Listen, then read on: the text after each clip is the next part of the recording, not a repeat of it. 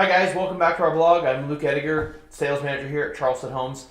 Today I want to talk a little bit about why now is the right time to build a home.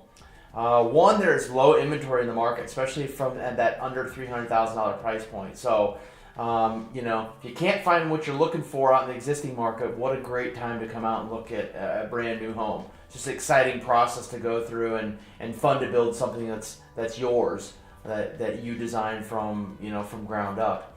Another couple reasons is number two, interest rates. Interest rates are rising a little bit more than they have in the last couple of years. So at a purchase price around $300,000 at let's say 4.5%, should that rate rise 0.5%, you're going to spend somewhere around $75 more a month in house payment.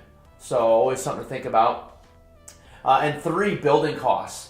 Over the last number of years, 3 to 5 years, we've seen overall building costs rise somewhere around that 4.5% reason or price point there, about 4.5%. So just something to keep in mind. The longer you wait, that home's going to become more costly. So just a couple of reasons to come out and view our models, see what we have to offer. You can always visit us online at charlestonhomesomaha.com. We also have models here in Gretna and in Elkhorn. Thank you.